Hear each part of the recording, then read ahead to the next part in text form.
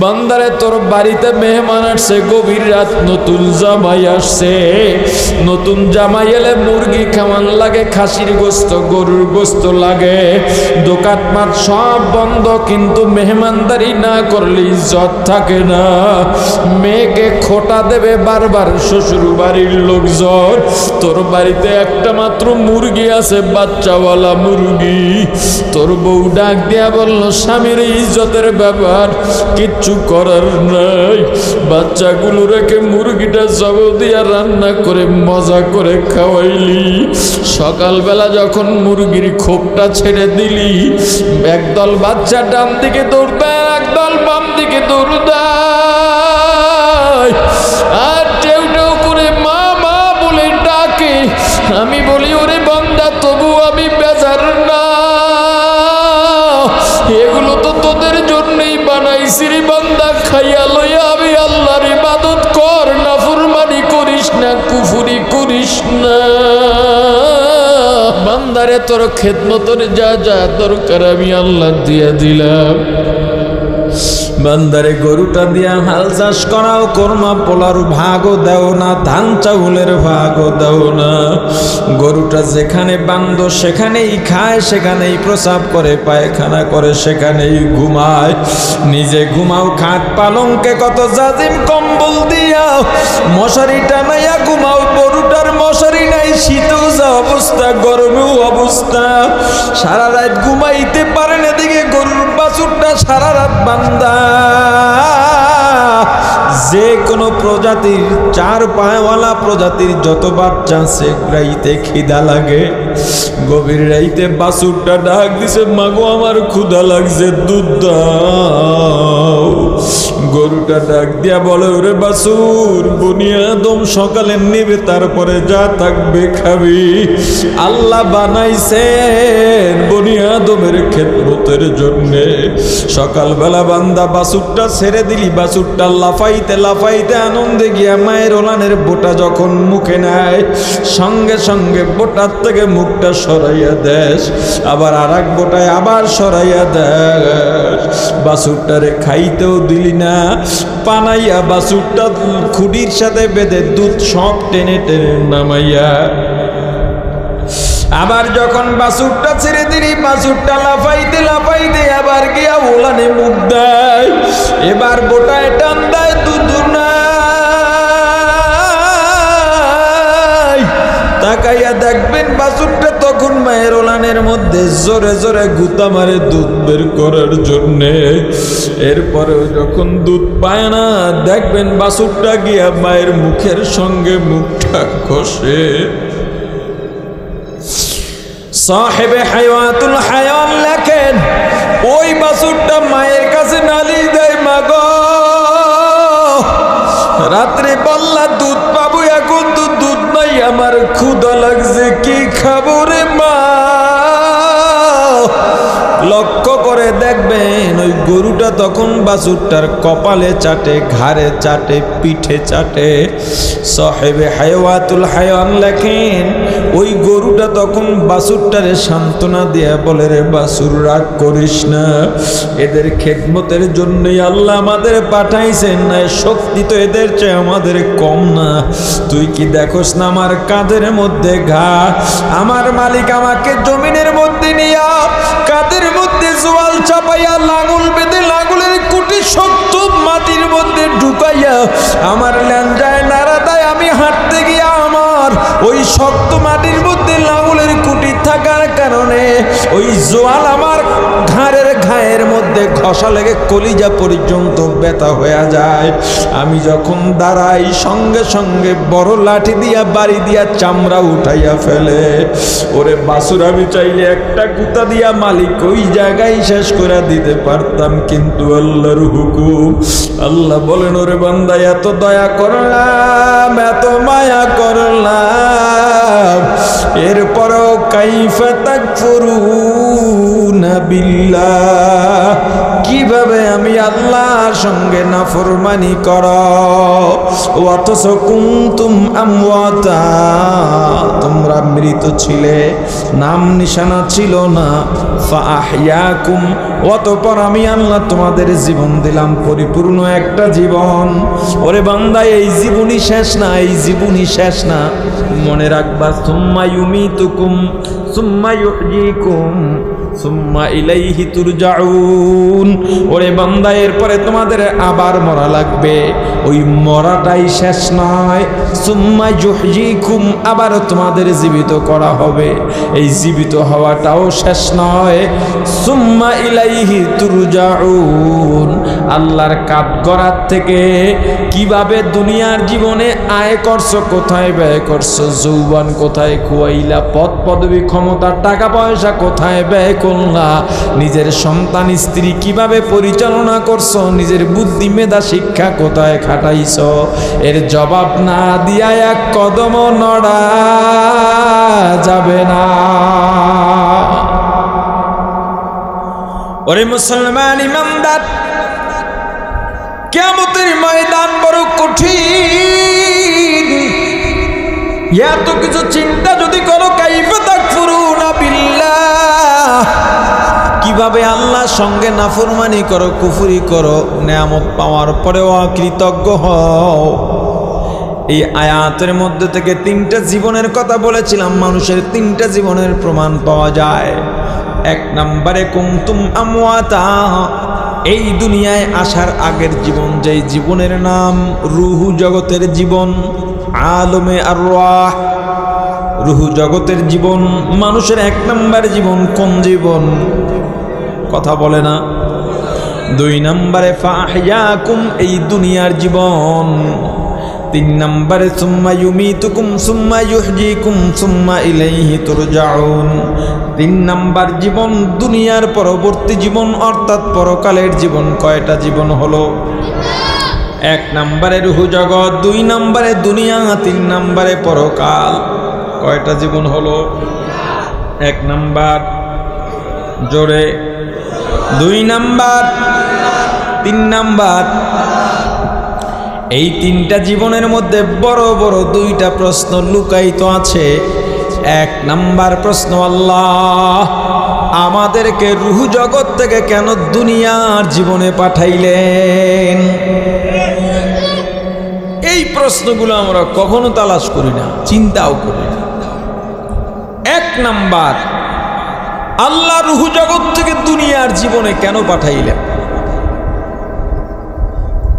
এর জবাব দিয়ে আল্লাহ বলেন আল্লাযী খালাকাল মাউতা ওয়াল হায়াতা লিয়াবলুয়াকুম আইয়ুকুম আহসানু আমালা ওয়া মা খালাকতুল জিন্না ওয়াল ইনসা ইল্লা লিয়াবুদুন আল্লাহ বলেন দুইটা কারণে দুনিয়ায় পাঠাইছি কয়টা জোরে বলেন এক নম্বরে লিয়াবলুয়াকুম তোমাদেরকে পরীক্ষা করার জন্য এই দুনিয়ায় আল্লাহ কেন পাঠাইছেন জোরে বলেন যারা বেশি সুন্দর এই সুন্দর হওয়াটাই তাদের জন্য পরীক্ষা অহংকার করছো তো ডুবছো যারা বেশি কালো এই কালো হওয়াটাই তাদের জন্য পরীক্ষা যাদের টাকা আছে টাকাটাই তাদের জন্য পরীক্ষা যাদের কিচ্ছু নাই এই গরিবী হালতই তার জন্য পরীক্ষা এই জন্য গরিবরা বড় লোকের বিল্ডিং দেখে আফসোস করবে না এগুলো কিছুই না শুধু পরীক্ষার প্রশ্নের ধরন ভিন্ন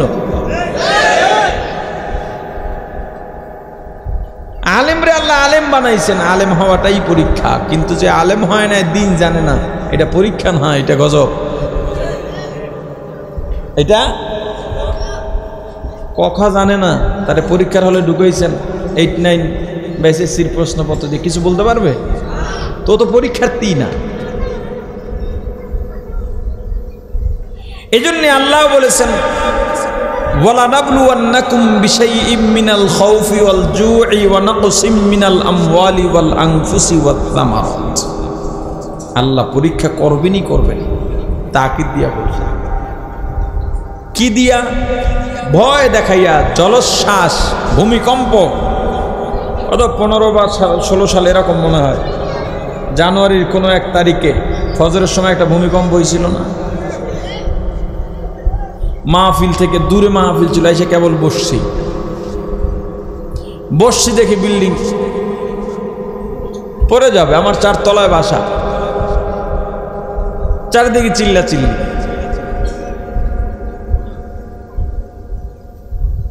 কোথায় যাব? সবাই দৌড়াদৌড়ি করে। আমার 3 মেয়ে আর বউ নিয়ে এমনি বসে রয়েছি, যা হয় একবারে হবে, কিছু করার তো নাই। দৌড়াদৌড়ি করে কই যাব? মহিলা মানুষ, মানুষের মধ্যে নামা সম্ভব? ওই সময় বোরকা দেওয়া সম্ভব? ফজরের মসজিদে জায়গা আর নাই, বাইরেও জায়গা নাই, ওরে নামাজি। একই দিনে আবার জহুরের সময় ইমাম মুয়াজ্জিন খাদেম ছাড়ার কেউ নাই। পরীক্ষায় ফেল তুমি। অভাব দিয়া, অভাব অনটন দিয়া, সন্তানের মৃত্যু দিয়া, ব্যবসায় লোকসান দিয়া, বাগানের ক্ষতি দিয়া, ফসলের ক্ষতি দিয়া আল্লাহ পরীক্ষা করবেন। ছোট্ট একটা ঘটনা বলে আমি শেষ করছি বয়ান। এক আবেদা সালেহা এক নারী পরীক্ষা কেমন দেখতে চাইল, আল্লাহ পরীক্ষায় ফেলায় দিলেন। ঝড় দিয়ে সবাইকে নিয়ে গেছেন, আপনজন কেউ নাই। ছোট্ট একটা ঘর আল্লাহ বাঁচিয়ে রাখলেন, ওই ঘরের মধ্যে এই মহিলা আছে। বাকি ছেলে মেয়ে, ভাই বোন, স্বামী, মা বাবা, শ্বশুর শাশুড়ি কেউ নেই। বাড়ির সামনে 1 খণ্ড জমি আছে, এটা মানুষ দিয়ে চাষাবাদ করে, যা রিজিক আসে এটা দিয়ে শুকরিয়া আদায় করে আর ইবাদত করে সময় কাটিয়ে দেয়। 1 বছর খবর পেলেন যে তার জমিনে এবার এত ফলন হয়েছে, অন্যান্য জমিনে হয় নাই। আল্লাহর নেয়ামত না দেখতে মনে চায় কার? কোন বাধ্য বান্দার দেখতে মনে চায় না? আল্লাহর নেয়ামত দেখার জন্য গিয়ে দেখে এই জমির মধ্যে আছে না, 1 কানি জমিতে কতগুলো ধান হতে পারে, একেবারে বেশি থেকে বেশি হলেও কত, এত বোঝা যায় তাই না? কিন্তু তার জমিনে এবার এত ফলন হয়েছে, এরকম 10টা জমিতেও হয় না। এটাকে বরকত বলে। কি বলে? জোরে বলেন। আচ্ছা, বরকত কারে কয়? ফসল কম জমি বেশি, জমি কম ফসল বেশি, কথা কয় না? যেমন মসজিদ মাদ্রাসা আছে না আশেপাশে, এই মসজিদের কালেকশন করে কিনা? কয় টাকা উঠতে দেখেন কালেকশনে? কয় টাকা উঠতে দেখেন? মনে করেন এটা একটা মাদ্রাসা বা মসজিদের মাহফিল, এখন একজন বক্তা কালেকশন করতেছে। 1 লাখ টাকার লোক কি সহজে পাওয়া যায়? 50,000 টাকার পাওয়া যায়? সব মিলে 2 লাখ 3 লাখ, নাম ওঠে, টাকা ওঠে না 50,000, বাকিগুলো মারহাবা পর্যন্ত শেষ, ঠিক না? এরপরে বা কে কত দেয়? কিন্তু দেখেন একটা মসজিদ 1 কোটি টাকার উপরে খরচ হয়ে গেছে, টাকা ওঠে কত কত, কিন্তু ঠিকই উঠে গেছে। এটা বরকত, কথা বলে না? আজকে শায়েখে যাত্রাবাড়ি গাজীপুরের মুহতামিম সম্মেলনে একটা উক্তি করেছেন যে মাদ্রাসায় মানুষ টাকা দেয় ঠিক, কিন্তু মাদ্রাসা চলে ইখলাসের উপরে ভিত্তি করে। জমিন কম ফসল বেশি, এটার বরকত বলে। মহিলা আল্লাহর হামদ সানা গাওয়া শুরু করছেন। হামদে বেহাদ मर खुदाए पाके रो आके इमादादे मुश्ते खाके रो आके दर आदम दमिद ऊरू है रो दादा अज तूफान जतू नूहरा एशो ना আল্লাহর নামে গান গাই এসো না মন প্রাণ জুড়াই এসো না মন প্রাণ জুড়াই আল্লাহু আকবার বলো আল্লাহু আকবার আল্লাহু আকবার বলো আল্লাহু আকবার আল্লাহু আকবার বলো আল্লাহু আকবার আল্লাহু আকবার বলো। ও মধুর নামটি নিলে হৃদয়ে হাসে ও মধুর নামে সুখ নেমে আসে ও মধুর নামটি নিলে হৃদয়ে হাসে ও মধুর নামে সুখ নেমে আসে ও নামের তুলনা মেলে না মেলে না ও নামের তুলনা মেলে না মেলে না তুলনা নাই নাই নাই এসো না আল্লাহর নামে গান গাই এসো না মন প্রাণ জোড়াই এসো না মন প্রাণ জোড়াই মহিলা আল্লাহর হামদ সানা গাইতেছেন হঠাৎ করে একটা আগুনের বাতাস এসে ফসলগুলো পরে ভস্ম করে দেয় মহিলার নিয়ামতের শুকরিয়ার স্পিরিট আরো বেড়ে গেছে কমায় নাই আল্লাহর হামদ সানা গাইতে গাইতে বাড়ির ভিতরে যান এক আল্লাহর বান্দা ডাক দিছেন মাগো দাঁড়াও তোমার এত সুন্দর ফসল শুকরিয়া আদায় করছো ঠিক কিন্তু ফসল পুড়ে গেল তোমার চেহারায় কেন চিন্তার ছাপ নাই বরং তুমি হামদ সানার স্পিরিট বাড়ায়া দিলা প্রশংসা বাড়ায়া দিলা যুবতী মহিলা ডাক দিয়া বলে বাবা বলেন আমার ফসল দিয়েছিলেন কে বলে আল্লাহ নিয়ে গেলেন কে বলে আল্লাহ দিছেন আল্লাহ নিছেন আল্লাহ চিন্তা আমার কেন হবে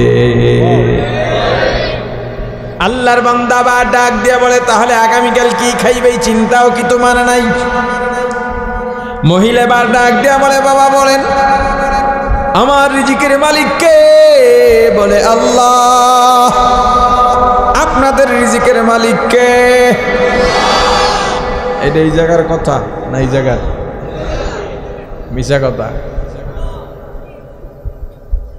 চাকরি চইলা গেলে এত ভয় তাহলে কেন পাও কেন বলো বউ মায়া পোলা নিয়ে কি খামু কেমনে থাকমু ও ইমাম সাহেব চাকরির ভয় কেন করো কেন হক কথা বলো না কারণ তুমি চাকরি নামক মূর্তির পূজা করো এই এক একটা মূর্তি বানাইয়া বানাইয়া আমরা পূজা করতেছি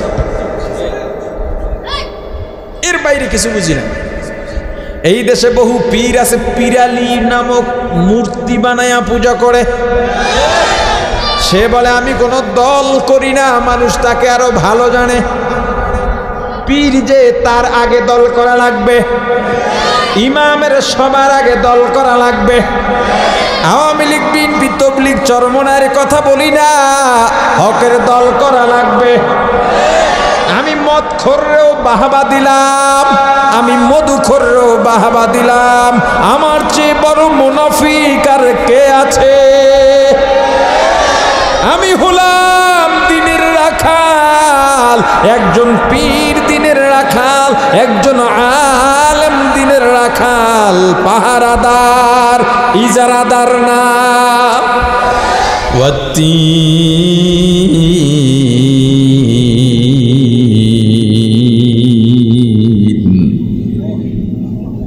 وطور سينين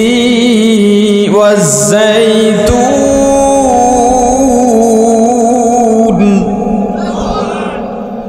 وطور سينين وهذا البلد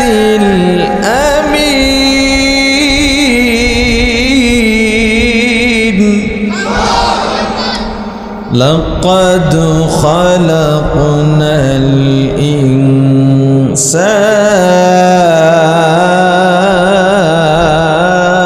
الإنسان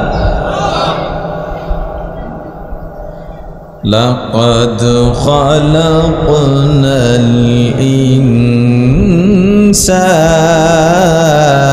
الإنسان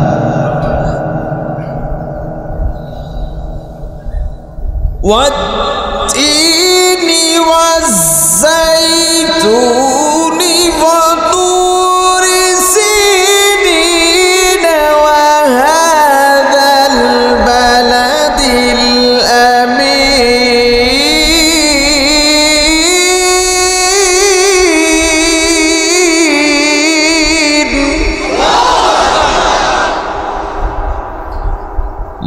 لقد خلقنا الإنسان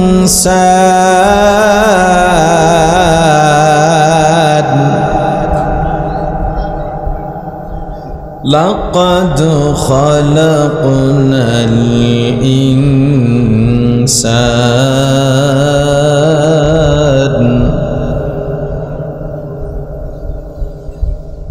لقد خلقنا الإنسان في أحسن تقويم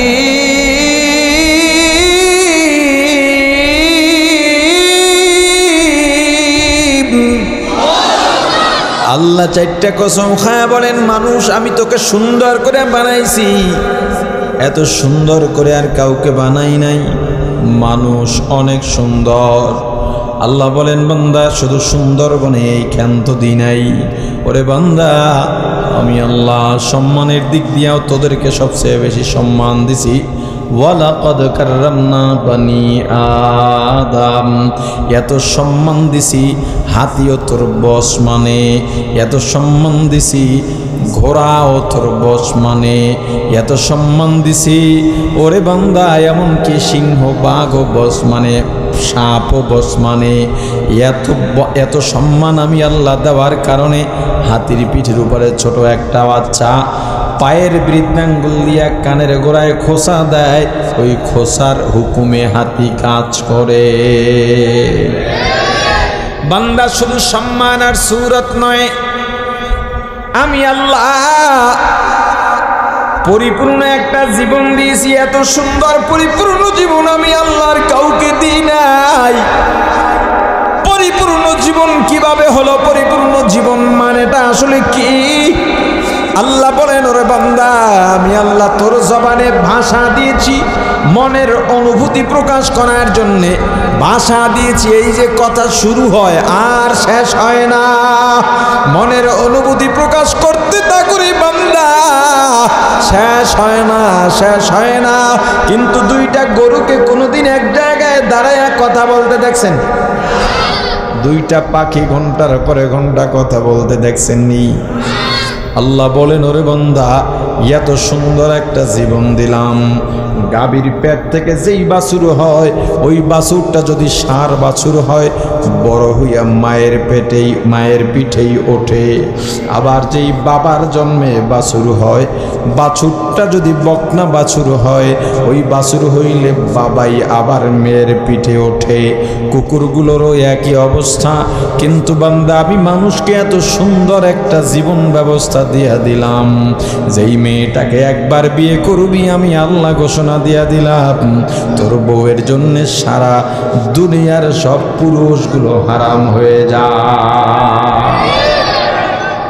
পাখি বাসা বানায় গাছের উপরে, ঝড় এলে পড়ে যায়, বৃষ্টি এলে ভিজে যায়। কিন্তু মানুষকে আমি আল্লাহ কত সুন্দর বাসস্থানের ব্যবস্থা দিলাম, ঝড় আসুক বৃষ্টি আসুক রোদ নামুক কোনো সমস্যা নাই। এত সুন্দর করে বানানোর পরেও কাইফা তাকফুরুনা বিল্লাহ, এ বান্দা কিভাবে আল্লাহর সঙ্গে কুফরি করো? নাম নিশানা নাহি ছিল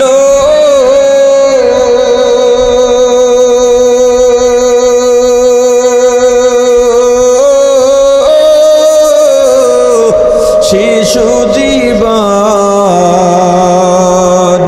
কে বাদিল কার দয়াতে আসলি রে তুই মায়েরি উদার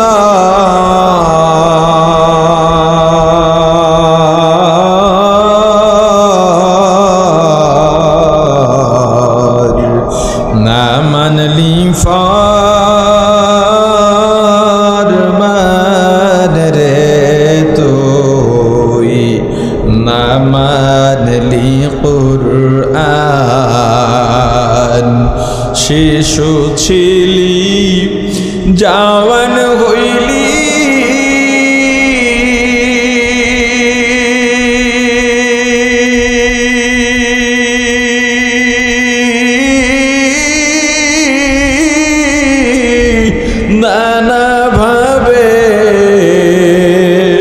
সাদ মিটাইলি শিশু ছিলি জওয়ান হইলি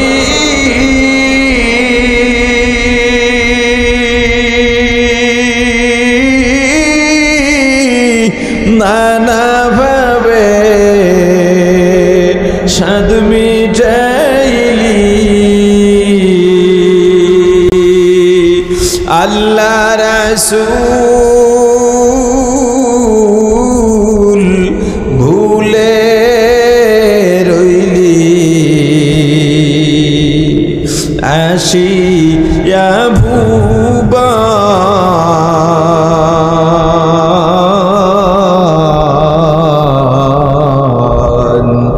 না মানলি ফার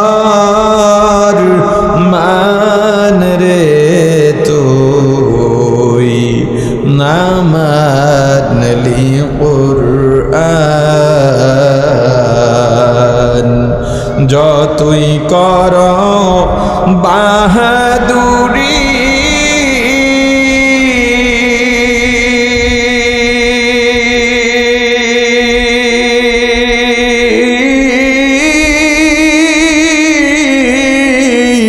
এই দুনিয়া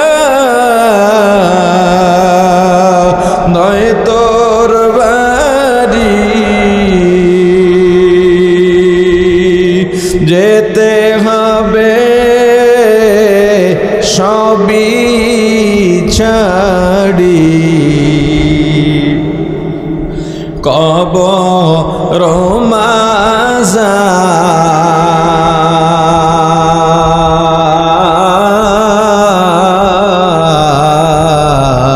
মাজার না মানলি ফার মান রে তুই না মানলি কুরআন তওবা কর আল্লাহর কাছে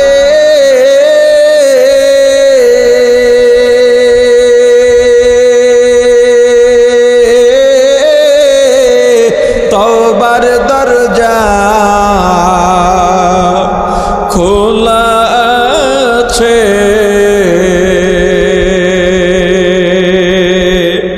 ক্ষমা করলে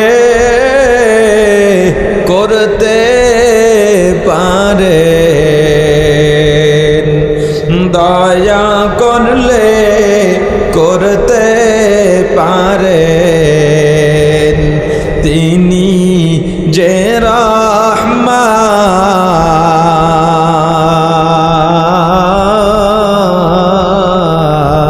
রহমান না মানলি ফার মান রে তুই না মানলি কুরআন আল্লাহ ডাক দিয়া বলেন বান্দা এত দয়া করছি মায়া করছি রে বান্দা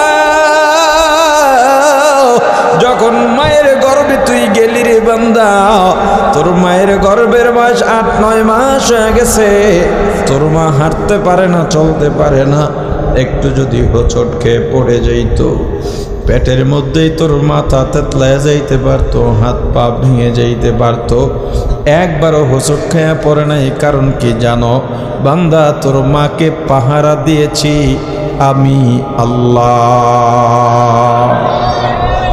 ওরে বান্দা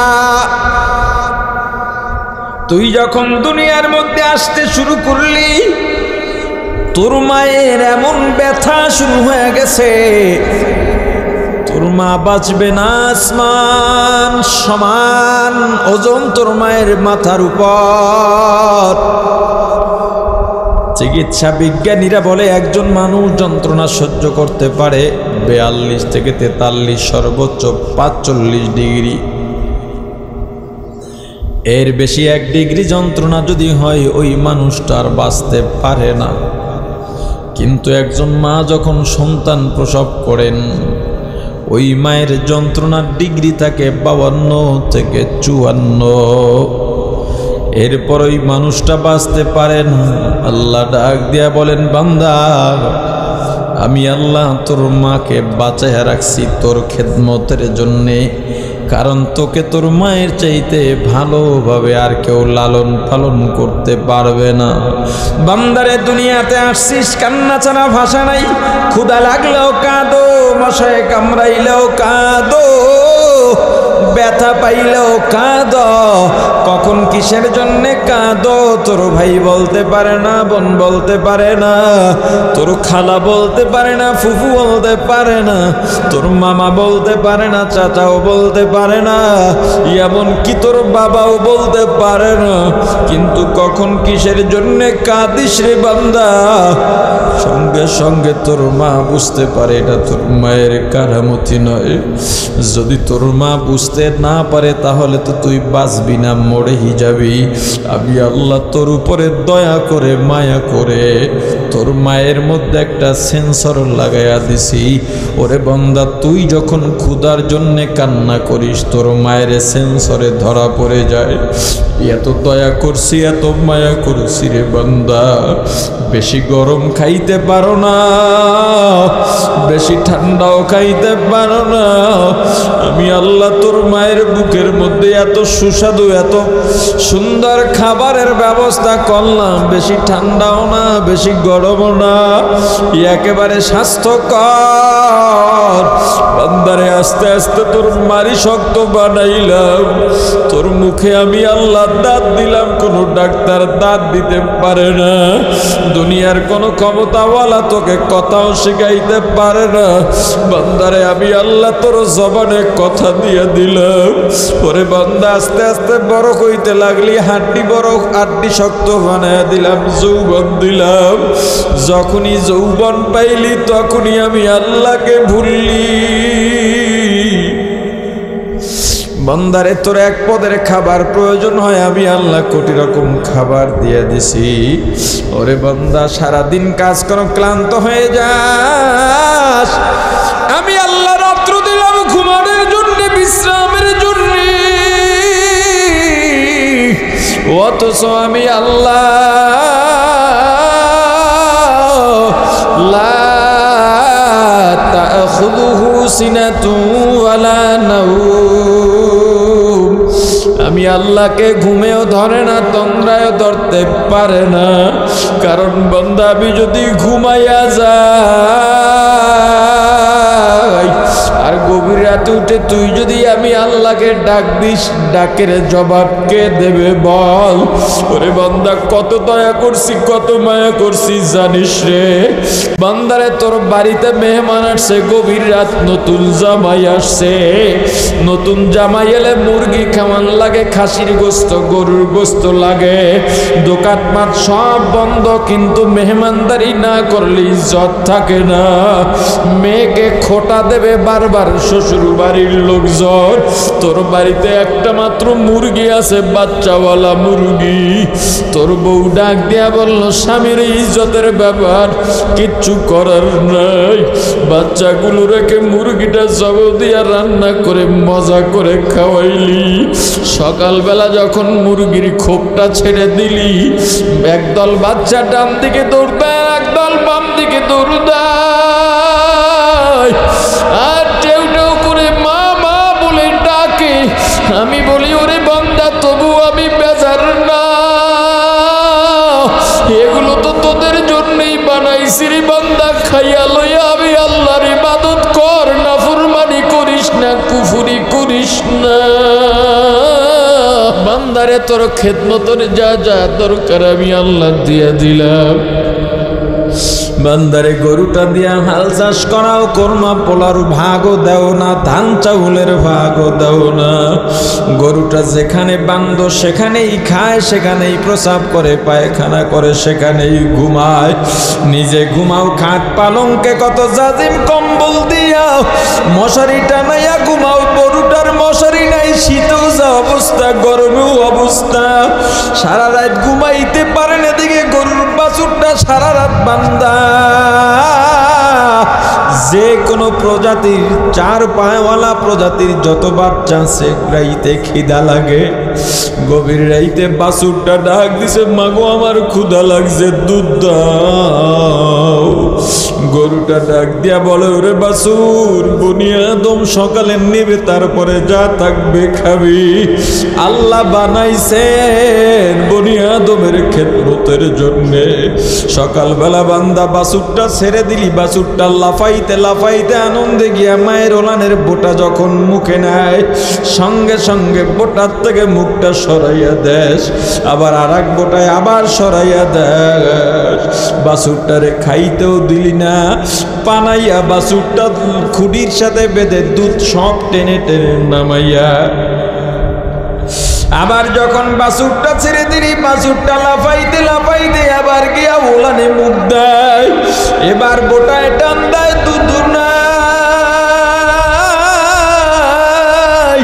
তাকাইয়া দেখবেন বাছুরটা তখন মায়ের ওলানের মধ্যে জোরে জোরে গুতা মারে দুধ বের করার জন্যে।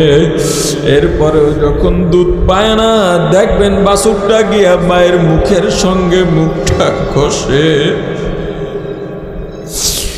সাহেবে হায়াতুল হায়ান লেখেন, ওই বাছুরটা মায়ের কাছে নালিশ দেয়, মা গো, রাত্রে বললা দুধ পাবো, এখন তো দুধ নাই, আমার ক্ষুধা লাগছে, কি খাবো রে মা। লক্ষ্য করে দেখবেন ওই গরুটা তখন বাছুরটার কপালে চাটে, ঘাড়ে চাটে, পিঠে চাটে। সাহেবে হায়াতুল হায়ান লেখেন, ওই গরুটা তখন বাছুরটারে সান্ত্বনা দিয়া বলে, রে বাছুর, রাগ করিস না, এদের খেদমতের জন্যই আল্লাহ আমাদের পাঠাইছেন, না শক্তি তো এদের চেয়ে আমাদের কম না। তুই কি দেখোস না আমার কাঁধের মধ্যে ঘা? আমার মালিক আমাকে জমিনের মধ্যে নিয়া কাঁধের মধ্যে জোয়াল চাপাইয়া লাঙল বেঁধে লাঙলের কুটি শক্ত মাটির মধ্যে ঢুকাইয়া আমার ল্যাঞ্জায় নাড়া দেয়। আমি হাঁটতে গিয়া আমার ওই শক্ত মাটির মধ্যে লাঙলের কুটি থাকার কারণে ওই জোয়াল আমার ঘায়ের মধ্যে ঘষা লেগে কলিজা পর্যন্ত ব্যথা হয়ে যায়। আমি যখন দাঁড়াই, সঙ্গে সঙ্গে বড় লাঠি দিয়া বাড়ি দিয়া চামড়া উঠাইয়া ফেলে। ওরে বাছুর, আমি চাইলে একটা গুতা দিয়া মালিক ওই জায়গায় শেষ করে দিতে পারতাম, কিন্তু আল্লাহর হুকুম। আল্লাহ বলেন, ওরে বান্দা, এত দয়া করলাম, এত মায়া করলাম, এরপরও কাইফা তাকফুরুনা বিল্লাহ, কিভাবে আমি আল্লাহর সঙ্গে নাফরমানি করো। অথচ কুনতুম আমওয়াতা, তোমরা মৃত ছিলে, নাম নিশানা ছিল না। ফাআহইয়াকুম, অতঃপর আমি আল্লাহ তোমাদের জীবন দিলাম, পরিপূর্ণ একটা জীবন। ওরে বান্দা, এই জীবনই শেষ না, এই জীবনই শেষ না, মনে রাখবা। সুম্মা ইউমিতুকুম সুম্মা ইউহয়িকুম সুম্মা ইলাইহি তুরজাউন। ওরে বান্দা, এরপরে তোমাদের আবার মরা লাগবে, ওই মরাটাই শেষ নয়। সুম্মা ইউহয়িকুম, আবার তোমাদের জীবিত করা হবে, এই জীবিত হওয়াটাও শেষ নয়। সুম্মা ইলাইহি তুরজাউন, আল্লাহর কাঠগড়ার থেকে কিভাবে দুনিয়ার জীবনে আয় করছো, কোথায় ব্যয় করছো, যৌবন কোথায় খুয়াইলা, পদ পদবী ক্ষমতা টাকা পয়সা কোথায় ব্যয় করলা, নিজের সন্তান স্ত্রী কিভাবে পরিচালনা করছো, নিজের বুদ্ধি মেধা শিক্ষা কোথায় খাটাইছো, এর জবাব না দিয়া এক কদম নড়া যাবে না। ওরে মুসলমান ইমানদার, কিয়ামতের ময়দান বড় কঠিন। এত কিছু চিন্তা যদি করো, কাইফা তাকফুরুনা বিল্লাহ, কিভাবে আল্লাহর সঙ্গে নাফরমানি করো, কুফরি করো, নিয়ামত পাওয়ার পরেও অকৃতজ্ঞ হও। এই আয়াতের মধ্যে থেকে তিনটা জীবনের কথা বলেছিলাম, মানুষের তিনটা জীবনের প্রমাণ পাওয়া যায়। এক নম্বরে কুনতুম আমওয়াতা, এই দুনিয়ায় আসার আগের জীবন, যেই জীবনের নাম রুহু জগতের জীবন, আলমে আরওয়াহ, রুহু জগতের জীবন। মানুষের এক নম্বর জীবন কোন জীবন? কথা বলে না। 2 নম্বরে ফাহিয়াকুম, এই দুনিয়ার জীবন। 3 নম্বরে সুম্মা ইউমিতুকুম সুম্মা ইউহয়িকুম সুম্মা ইলাইহি তুরজাউন। 3 নম্বর জীবন দুনিয়ার পরবর্তী জীবন, অর্থাৎ পরকালের জীবন। কয়টা জীবন হলো? 1 নম্বরে রূহ জগৎ, 2 নম্বরে দুনিয়া, 3 নম্বরে পরকাল। কয়টা জীবন হলো? 1 নম্বর, জোরে, 2 নম্বর, 3 নম্বর। এই 3টা জীবনের মধ্যে বড় বড় 2টা প্রশ্ন লুকায়িত আছে। 1 নম্বর প্রশ্ন, আল্লাহ আমাদেরকে রূহ জগৎ থেকে কেন দুনিয়ার জীবনে পাঠাইলেন? এই প্রশ্নগুলো আমরা কখনো তালাশ করি না, চিন্তাও করি না। 1 নম্বর, আল্লাহ রূহ জগৎ থেকে দুনিয়ার জীবনে কেন পাঠাইলেন? এর জবাব দিয়ে আল্লাহ বলেন, আল্লাযী খালাকাল মাউতা ওয়াল হায়াতা লিয়াবলুয়াকুম আইয়ুকুম আহসানু আমালা ওয়া মা খালাকতুল জিন্না ওয়াল ইনসা ইল্লা লিয়াবুদুন। আল্লাহ বলেন 2টা কারণে দুনিয়ায় পাঠাইছি। কয়টা? জোরে বলেন। 1 নম্বরে লিয়াবলুয়াকুম, তোমাদেরকে পরীক্ষা করার জন্যে। এই দুনিয়ায় আল্লাহ কেন পাঠাইছেন? জোরে বলেন। যারা বেশি সুন্দর, এই সুন্দর হওয়াটাই তাদের জন্য পরীক্ষা। অহংকার করছো তো ডুবছো। যারা বেশি কালো, এই কালো হওয়াটাই তাদের জন্য পরীক্ষা। যাদের টাকা আছে, টাকাটাই তাদের জন্য পরীক্ষা। যাদের কিচ্ছু নাই, এই গরিবী হালতই তার জন্য পরীক্ষা। এই জন্য গরিবরা বড় লোকের বিল্ডিং দেখে আফসোস করবে না, এগুলো কিছুই না, শুধু পরীক্ষার প্রশ্নের ধরন ভিন্ন। আলেমরে আল্লাহ আলেম বানাইছেন, আলেম হওয়াটাই পরীক্ষা। কিন্তু যে আলেম হয় না, দিন জানে না, এটা পরীক্ষা না, এটা গজব। এটা কথা জানে না, তারে পরীক্ষার হলে ঢুকাইছেন 8, 9 বা এসএসসির প্রশ্নপত্র দিয়ে কিছু বলতে পারবে? তো পরীক্ষার্থী না। এজন্য আল্লাহ বলেছেন, ওয়ালানাবলুওয়ান্নাকুম বিশাইইম মিনাল খাউফি ওয়াল জুই ওয়া নাকসিম মিনাল আমওয়ালি ওয়াল আনফুসি ওয়াত সামারাত। আল্লাহ পরীক্ষা করবেনই করবেন, তাকিদ দিয়া বলছেন। কি দিয়া? ভয় দেখাইয়া, জলোচ্ছ্বাস, ভূমিকম্প। অত 15 বা 16 সালে এরকম মনে হয়, জানুয়ারির কোনো 1 তারিখে ফজরের সময় একটা ভূমিকম্প হয়েছিল না? মাহফিল থেকে দূরে মাহফিল ছিল, এসে কেবল বসছি দেখি বিল্ডিং পড়ে যাবে। আমার 4 তলায় বাসা, চারিদিকে চিল্লাচিল্লি।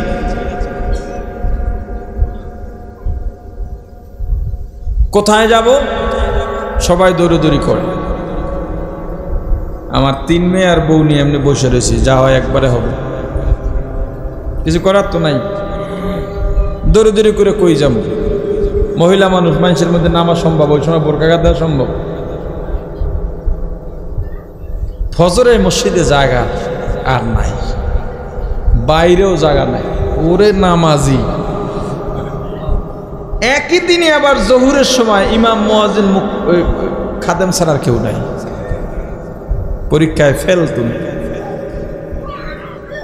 অভাব দিয়া, অভাব অনটন দিয়া, সন্তানের মৃত্যু দিয়া, ব্যবসায় লোকসান দিয়া, বাগানের ক্ষতি দিয়া, ফসলের ক্ষতি দিয়া আল্লাহ পরীক্ষা করবেন। ছোট্ট একটা ঘটনা বলে আমি শেষ করছি বয়ান। এক আবেদা সালেহা এক নারী পরীক্ষা কেমন দেখতে চাইলেন, আল্লাহ পরীক্ষায় ফেলায় দিলেন।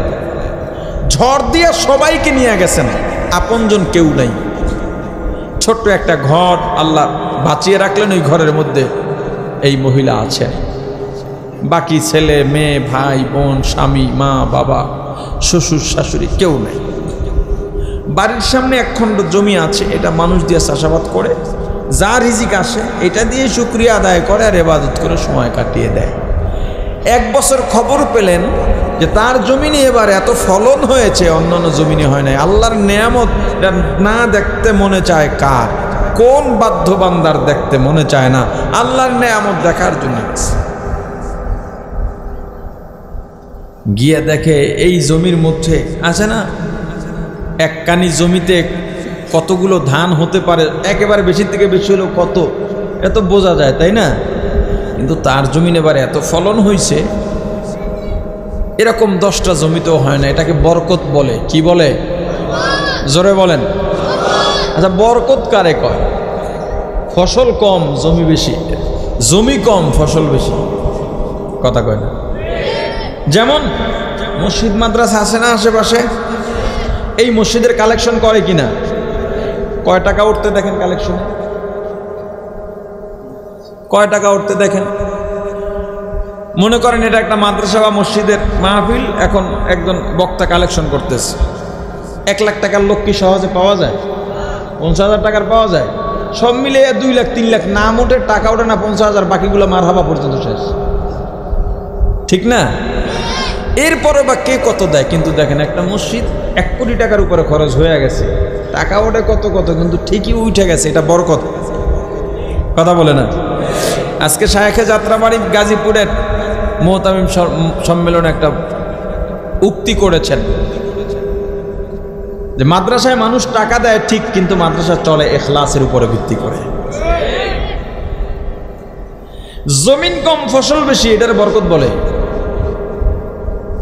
মহিলা আল্লাহর হামদ সানা গাওয়া শুরু করছেন। হামদে বেহাদ मर खुदाए पाके रहो आके ईमा दादे मुश्ते खाके रहो आके दर आदम दमिद ऊरू है रहो दादा अज तूफान जतू नूहरा एशो ना আল্লাহর নামে গান গাই, এসো না মন প্রাণ জুড়াই, এসো না মন প্রাণ জোড়াই। আল্লাহু আকবার বলো, আল্লাহু আকবার, আল্লাহু আকবার বলো, আল্লাহু আকবার, আল্লাহু আকবার বলো, আল্লাহু আকবার, আল্লাহু আকবার বলো।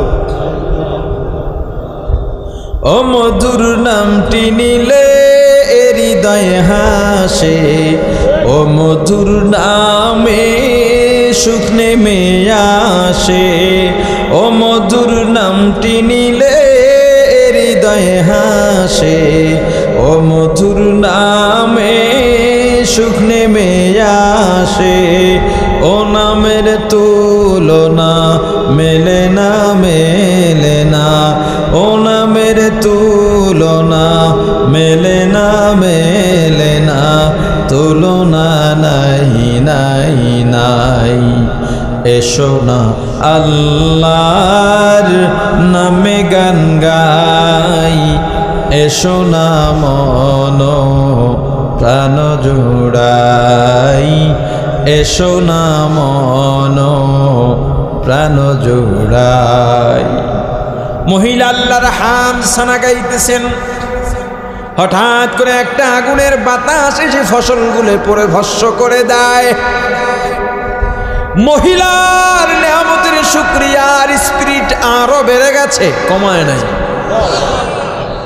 আল্লাহর হামদ সানা গাইতে গাইতে বাড়ির ভিতরে যান, এক আল্লাহর বান্দা ডাক দিছেন, মাগো দাঁড়াও, তোমার এত সুন্দর ফসল শুকরিয়া আদায় করছো ঠিক, কিন্তু ফসল পুড়ে গেল, তোমার চেহারায় কেন চিন্তার ছাপ নাই? বরং তুমি হামদ সানার স্পিরিট বাড়ায়া দিলা, প্রশংসা বাড়ায়া দিলা। যুবতী মহিলা ডাক দিয়া বলে, বাবা বলেন আমার ফসল দিয়েছিলেন কে? বলে আল্লাহ। নিয়ে গেলেন কে? বলে আল্লাহ। দিছেন আল্লাহ, নিছেন আল্লাহ, চিন্তা আমার কেন হবে? আল্লাহর বান্দা বা ডাক দিয়া বলে, তাহলে আগামীকাল কি খাইবে চিন্তাও কি তোমার নাই?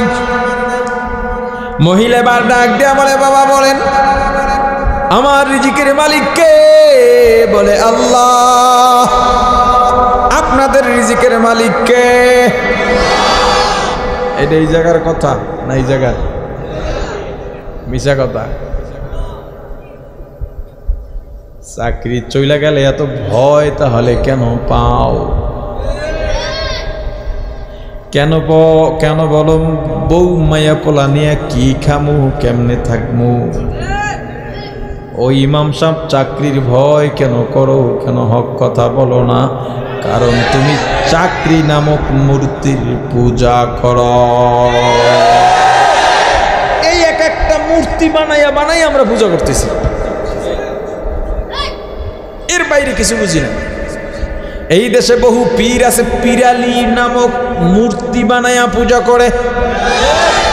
সে বলে আমি কোনো দল করি না, মানুষ তাকে আরো ভালো জানে। পীর যে তার আগে দল করা লাগবে, ইমামের সবার আগে দল করা লাগবে। আওয়ামী লীগ, বিএনপি, তবলিগ, চরমনার কথা বলি না, হকের দল করা লাগবে। আমি মদখোররেও বাহাবা দিলাম, আমি মধুখোররেও বাহাবা দিলাম। আমার চেয়ে বড় মুনাফিক আর কে আছে?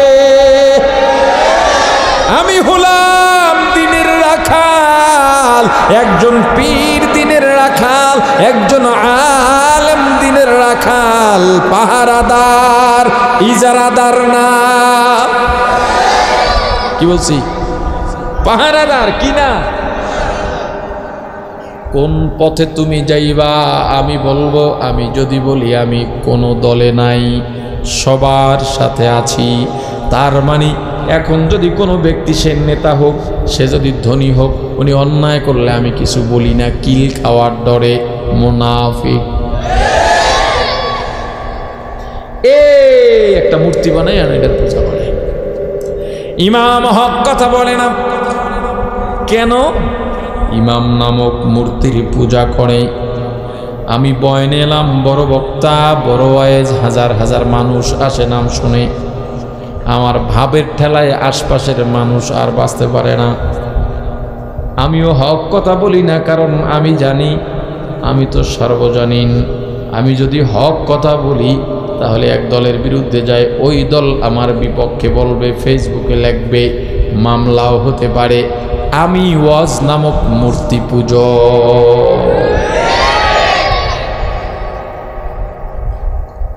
মুসলমান ইমানদার রিজিকের মালিক কে? জোরে বলেন।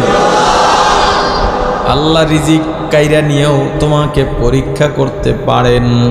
তবে রিজিক যদি না থাকে, একটা সময় এই ঢাকায় দিনের পর দিন না খাইয়া রইছি। আমার বাবা একটা নসিহত আমাকে করলেন, বাবা না খাইয়া থাকো, আফসোস করবা না। আগামীকাল কি খাইবা সেই চিন্তাও করবা না। তোমরা তো আলেম, তোমাদের কেন আমার বোঝাতে হবে? রিজিকের মালিক আল্লাহ।